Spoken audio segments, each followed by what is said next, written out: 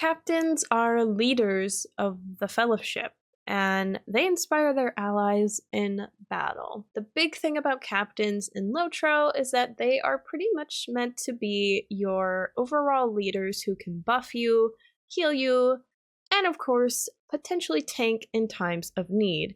However, obviously, they're supposed to do a lot of damage, and soloing they do great as well. The lore of the captain reads, the captains of Middle-earth hold the future in their hands. By their own strength of arms and the inspiration they instill in others, they must lead the free peoples to victory. Seems like a very overwhelming class role, and you might be thinking, oh my gosh, they're always the fellowship leaders.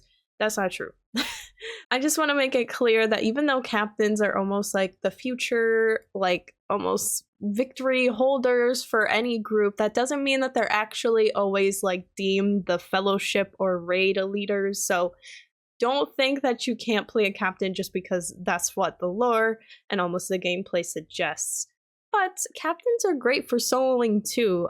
They definitely can have a slower upbringing in their levels. So in the lower levels, they do tend to be a little slow because they do have skills with higher cooldowns in comparison to other classes. Do not think that this is a bad thing about captains because they get really good once they have more skills unlocked in their later levels, and they are very versatile. My golly, they're great as a class because they can do a little bit of everything. Their main role as labeled on LOTRO is to be a support.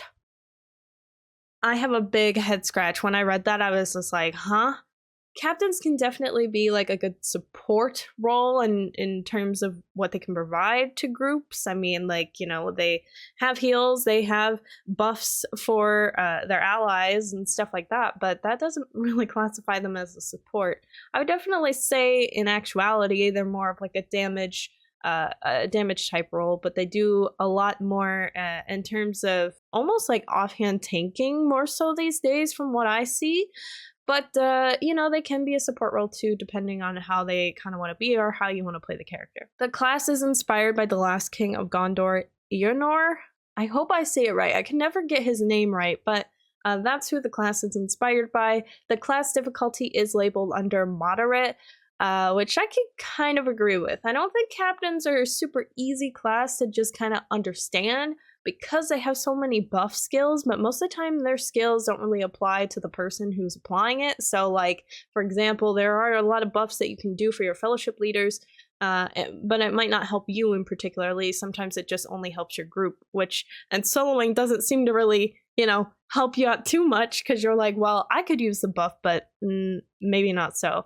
And same thing sometimes with the morale. Like I know in the beginning, you do get a skill that can help you heal a companion or ally, but unfortunately you can't self-heal from it. But if you do have your companion out, which is almost like the lore master pet, for example, then you can heal them up and then have them attack everything, but that's not so much fun soloing, right?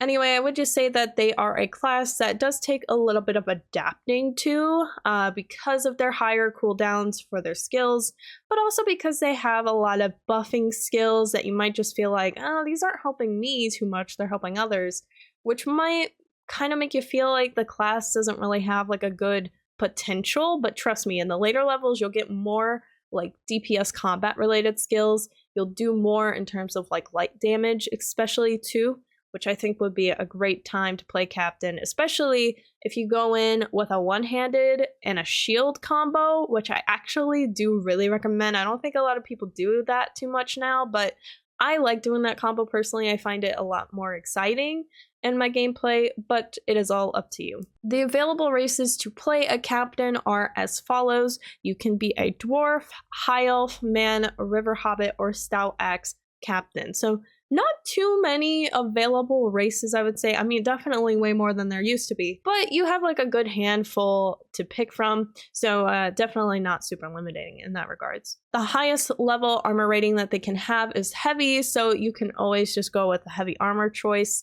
I know like some games, there's like a weight kind of like counteracting thing where if you have heavy armor, then you're heavier and you're slower to move. Like that's not the case on LOTRO. So you can definitely use heavy armor to any extent, really. And I have a long list of weapons to ramble off here, so sit tight for a minute. Captains can wield daggers, one-handed axes, one-handed clubs, one-handed hammers, one-handed maces, one-handed swords, two-handed axes, two-handed clubs, hammers, swords, etc. And then they can also wield spears later on in the gameplay at level 10, it says here, and then also a halberd at 15. And like I mentioned earlier as well, captains can have shields, believe it or not. They get this at level 15. However, they can only have light shields. There is a difference. There's light or heavy shields option that are available for certain classes. Guardians can have heavy shields. Captains can only have light shields. Honestly, captains are very well known for having a two-handed weapon. That's kind of like how the class always looks when you go on the gameplay or see cutscenes.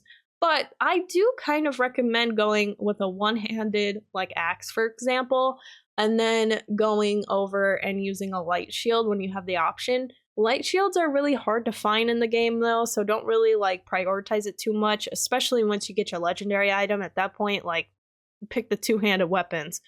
But really, it's kind of fun in the beginning of your gameplay anyway. I just would make sure that you at least try it just to feel like if you are getting a better experience. For me, I felt like with my captain that I was doing like kind of slower damage, but I was taking a lot of hits, which captains, luckily, you know, might is a big thing for them, and also fatality. So my captain was pretty like high up on the morale aspect, but I still felt like I was taking a lot more hits than what I should as a captain. So I added in the shield. It helped, you know, increase my block rating, and that just overall helped me entirely. Now, before I go into the best virtues and class trait trees that you should focus on for your captains, going back to which race is best for your captain, in my opinion, I feel like the dwarf is actually a good race for a captain, or possibly a man as well, but let me make a case for dwarfs. So dwarfs, you actually get a 1200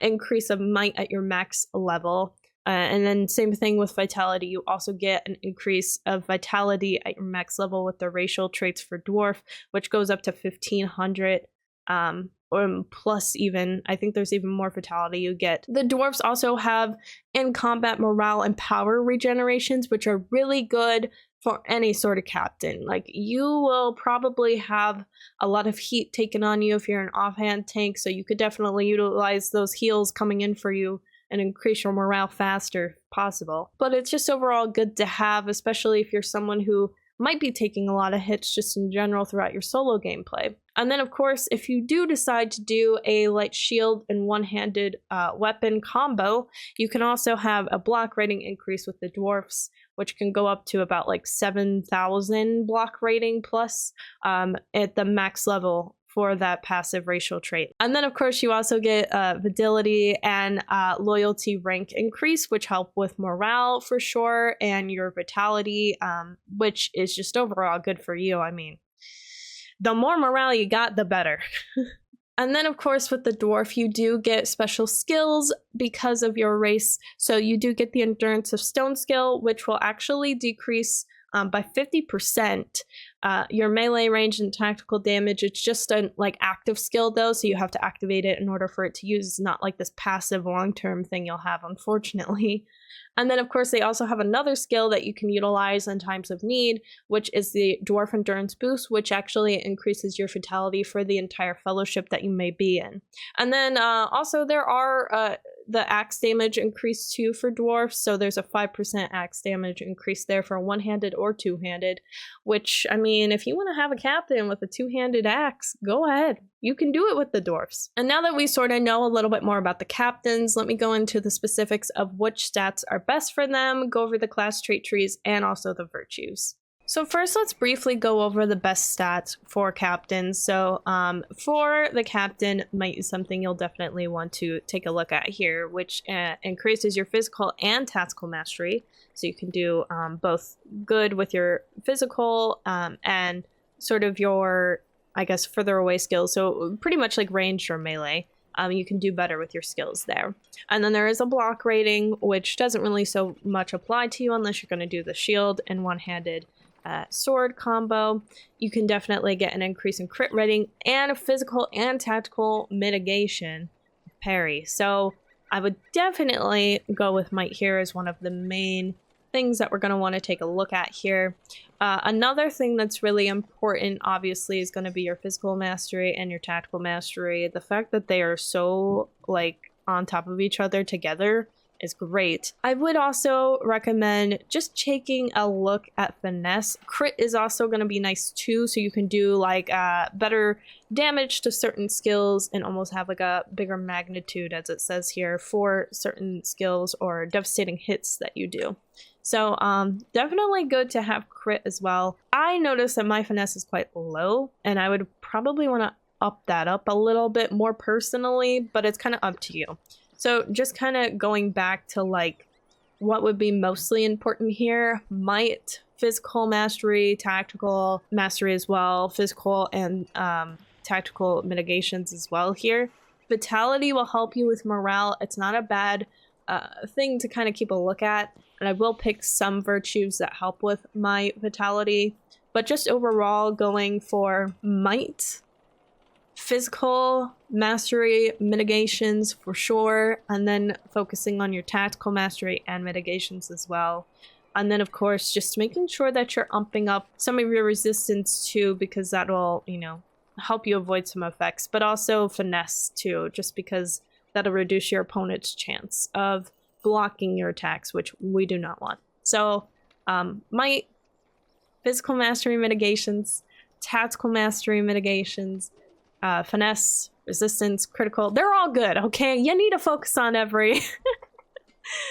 But no, just overall, just focus mostly on those. Vitality, also keep in mind, especially if you're going to raid. So in terms of which virtues you'll want to do or utilize, first things first, go for the might-bearing ones. So that would be Zeal. Zeal, you have might, physical mastery rating, and crit rating increases with the passive bonuses too.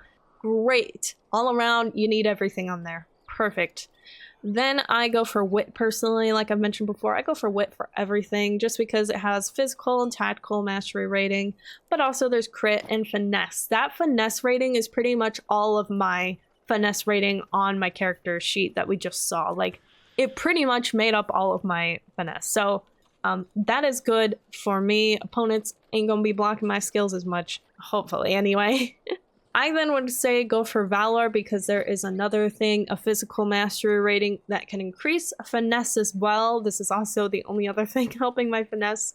And then crit, which is not bad whatsoever. In terms of fatality, and I mentioned I was going to pick one that at least helps with that. I go for loyalty here because not only is there higher fatality, which equals more morale for you, there's also a armor value increase, which is very important for captains, I would say, especially if you're going to be like an offhand tank. Make sure your armor is up there in the rating. It's not going to be breaking as much. It's hopefully going to give you more stats increases or just overall more potential opportunities there as well. And then incoming healing rating, which means that you should be getting just a little bit more of a boost in morale coming to you, which as a captain, you're probably going to have a lot of opportunities to, especially if you're offhand tanking in raids, to definitely utilize some more of that morale coming through.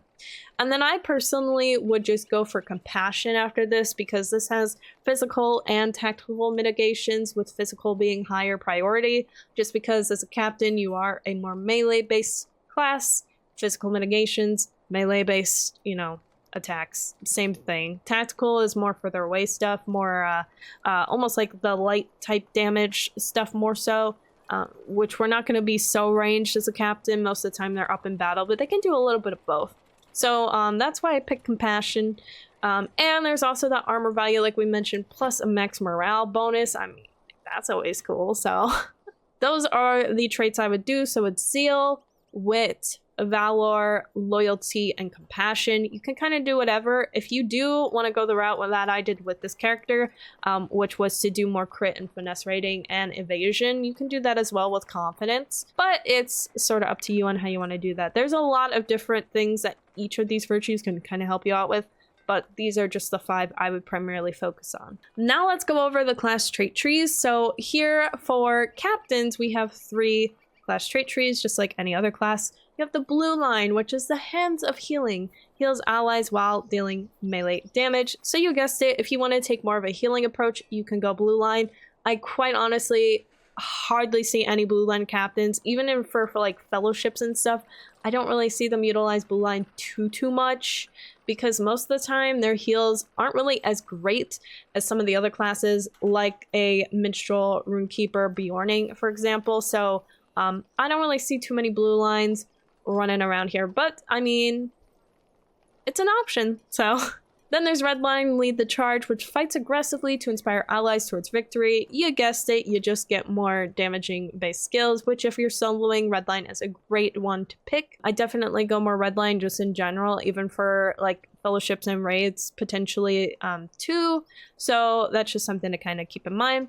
And then yellow is leader of men, draws the ire of enemies and shield allies from harm. So this is kind of a little bit of like more buffing opportunities. It also looks like too, with that description, that you do get like a taunt. So I would almost take this as like your offhand tank, like buffer support role, mostly like how LOTRO defined it.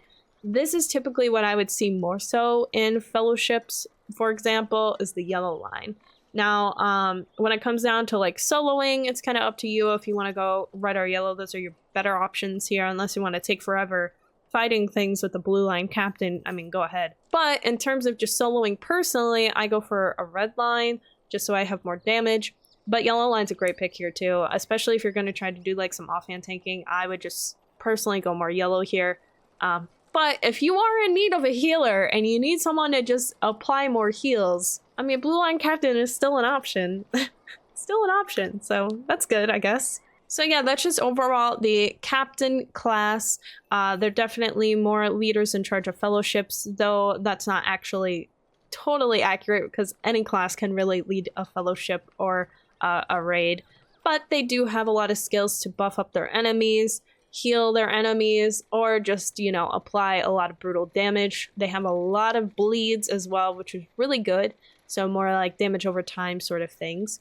But they're an overall fun class. They're a little slower in the beginning, like I mentioned, but once you kind of hit like level 30, 40, then that's sort of when they get really, really good, and then you'll start to see the impact that you can do with the captain and just how tough they are. So yeah, I hope that this guide provided some more opportunities for you to learn more about the captain. And if you would like to check out more guides, I do have a playlist linked for you as well that you can check out for more class opportunities, whichever you would like to choose. I probably have a class guide for it. So, but of course, until next time, you better stay weird, you weird weirdos.